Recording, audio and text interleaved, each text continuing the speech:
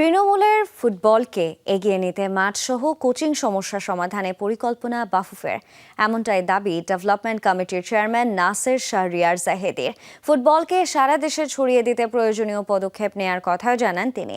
বাফুফের grassroot প্রোগ্রামের আওতায় Bafufe football academy ফেস্টিভ্যালে যোগ দিয়ে এসব কথা বলেন তিনি। অংশগ্রহণকারী 120 ফুটবলারকে দেয়া হয় মেডেল ও গিফট বক্স।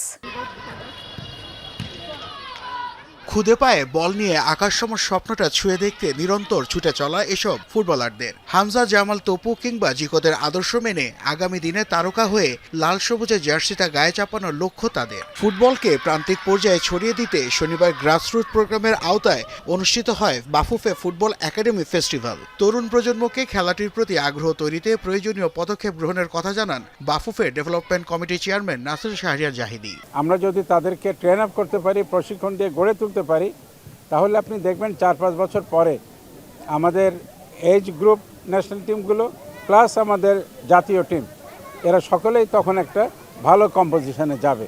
বয়স অনুসারে 3 ভাগে ভাগ হয়ে 120 জন খুদে ফুটবলার অংশ নেন এই আয়োজনে। মফস্বলে মাঠ ও কোচিং সমস্যা সমাধানে কাজ করার পরিকল্পনা নাসির শাহরিয়ার জাহিদির। ফেডারেশন থেকে আমরা 8টা বিভাগে 8 জন কোচ নিয়োগ করেছি।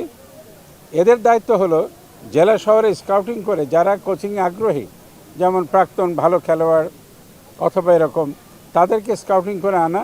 কোচিং প্রশিক্ষণের ওয়ার্ক প্ল্যান আমরা অলরেডি রেডি করেছি এবং এই অনুযায়ী আপনারা দেখবেন আগামী 2-1 মাসের ভেতরেই এই কোচিং সেশনগুলো আমাদের শুরু হয়ে যাবে।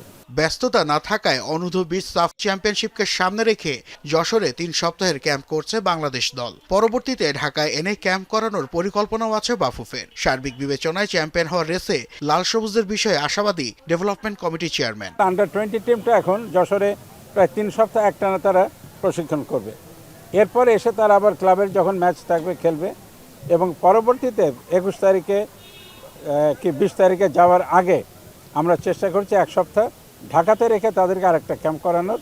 ফুটবল ফেস্টিভ্যালে অংশ নেওয়া প্রত্যেক ফুটবলারকে মেডেল ও গিফট বক্স প্রদান করা হয়। সামনের দিনগুলোতে উৎসাহ যোগাতে এমন আয়োজন গুরুত্বপূর্ণ ভূমিকা রাখবে বলে দাবি নাসের শাহরিয়ার জাহিদির। নাসিফ শুভ, যমুনা স্পোর্টস, ঢাকা।